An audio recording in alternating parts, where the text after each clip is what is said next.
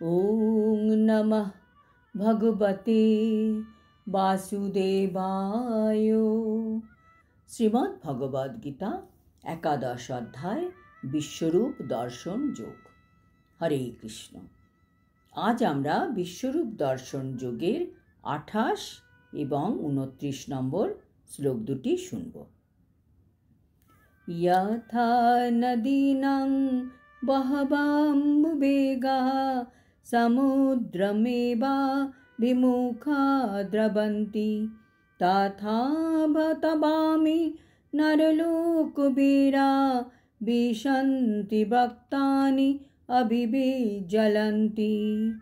यथा प्रदीप्तं ज्वलनं पतङ्गा विशन्ति नाशाय समृद्धवेगः तथैव नाशाय विशन्ति लोकास्तवापि भक्तानि সমৃদ্ধবেগা।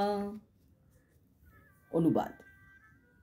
নদীসমূহ যেমন সমুদ্র অভিমুখে প্রবাহিত হয়ে সমুদ্রে প্রবেশ করে, তেমনি নরলোকের বীরগণ তোমার জ্বলন্ত মুখবিবরে প্রবেশ করছে।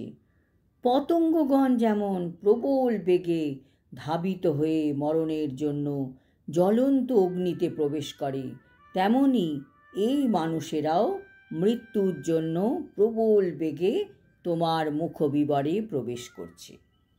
তাৎপর্য: ভগবান অর্জুনকে যুদ্ধের পরিবেশ দেখাচ্ছেন, কারণ অর্জুনের মনে মনে ইচ্ছা ছিল যে যুদ্ধের পরিণাম কি হবে সেটা জানার।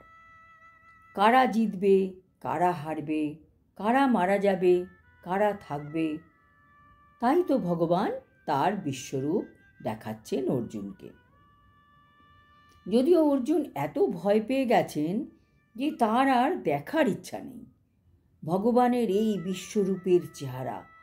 ভগবানের দ্বিভুজ মুরলী মূর্তি এখন অর্জুন দেখতে চাইছেন, কিন্তু যেহেতু ভগবান বিশ্বরূপ দেখানো শুরু করে দিয়েছেন, তাই তিনি তো তা সম্পূর্ণ করবেনই।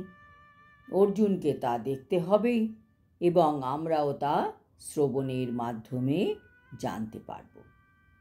সত্যি এই বিশ্বরূপের দৃশ্য যে কত ভয়াবহ, কত সহস্র মুখগহ্বর, তার মধ্যে শত সহস্র দন্ত, তার মধ্যে বীরগণ প্রবেশ করছেন, আর তাদের মস্তক চূর্ণ বিচূর্ণ হয়ে যাচ্ছে। সম্মুখে যা দর্শন করা সত্যি খুবই অসম্ভব।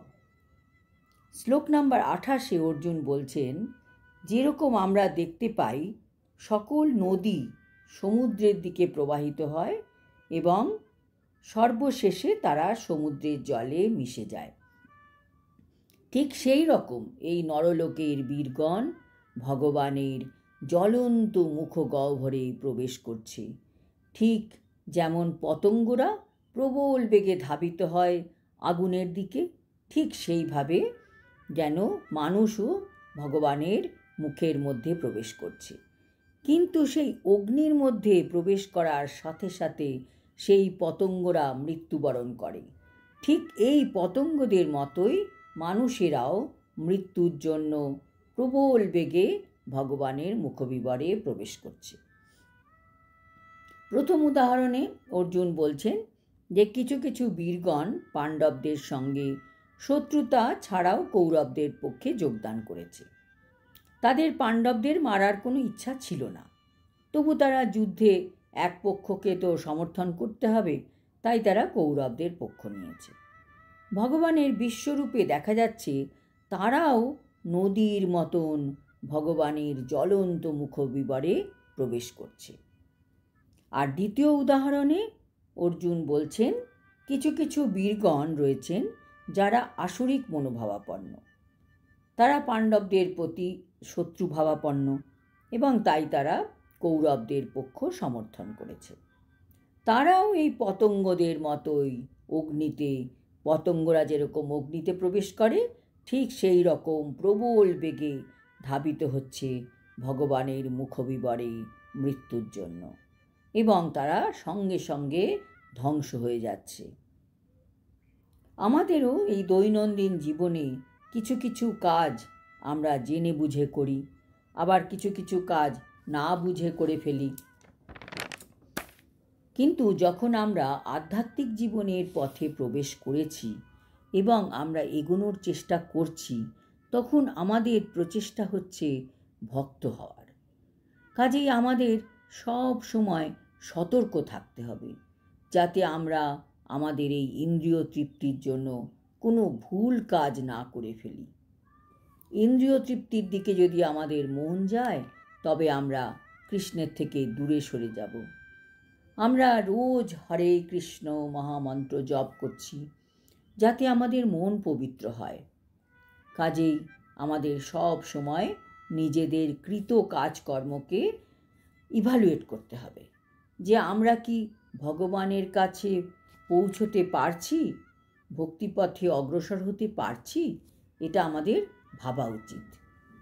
সব সময় নিজেকে ইভালুয়েট করে যেতে হবে, যাতে আমরা কোনো অন্যায় না করে ফেলি। ভক্তিপথে হরে কৃষ্ণ মহামন্ত্র আমাদের শক্তি দিতে থাকে।